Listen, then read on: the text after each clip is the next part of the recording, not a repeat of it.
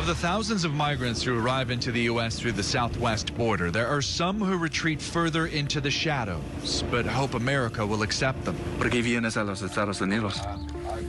Porque como se abrieron las puertas acá de mucha gente, todo el mundo comentó. They hide in fear, fleeing violence, organized crime. La extorsión y vinieron mafias a Ecuador.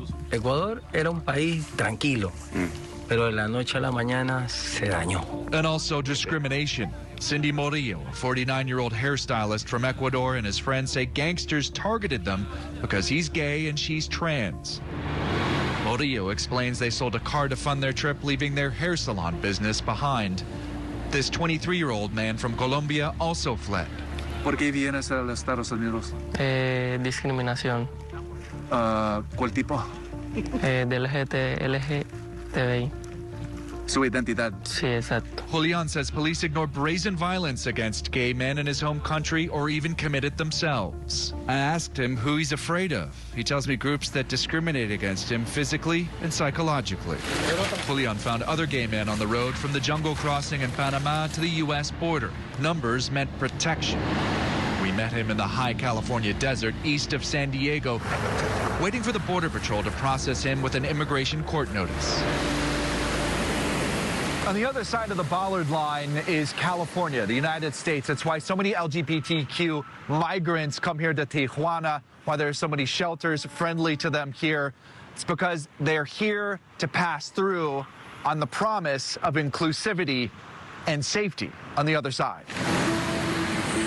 LGBTQ status alone does not qualify someone to win asylum in the U.S., but persecution because of it may be taken under consideration. At Casa de Arcoiris, which translates into Rainbow House, LGBTQ people who have hid their true selves as a means of survival can be comfortably open. Director Andrea Gonzalez Vera says most shelters do not consider the specific needs of the LGBTQ community. Lo que nosotros ofrecemos es un acompañamiento integral en términos de servicios médicos de salud, salud mental, ofrecemos asistencia legal. People like Allison Campbell, a trans woman from Guatemala. En mi país enfrenté discriminación, primero por mi color de piel, también discriminación por mi inclinación sexual y discriminación pues por ser una chica trans. 3 clases de discriminaciones. She described the abuse she endured back home, including being stripped, berated, and beaten by police. A querer llevarnos a la cárcel solo por el simple hecho de nuestra inclinación sexual y por ser como ser. Sin ningún motivo. The United Nations says the life expectancy for trans people in Central America is no more than 35. And just because LGBTQ people have come this close to the U.S. doesn't mean they're out of danger in Mexico. The machismo, the gender-based violence, the homophobia, the transphobia, the violence against their community by police and other armed forces, they all exist here. And in fact, they are, in some instances, stronger. Mexico is known as the second most dangerous country in the world for transgender women.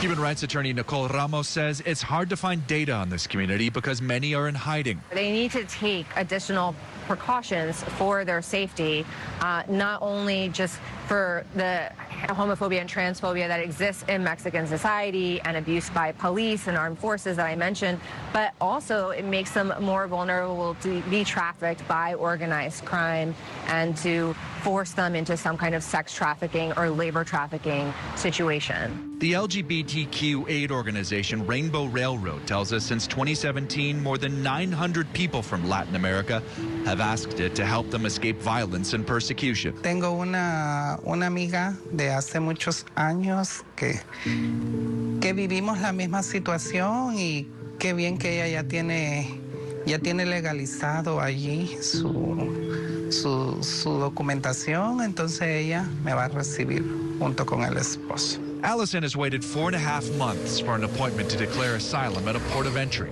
She hopes she can join her trans friend on the other side soon, as her own family disowned her.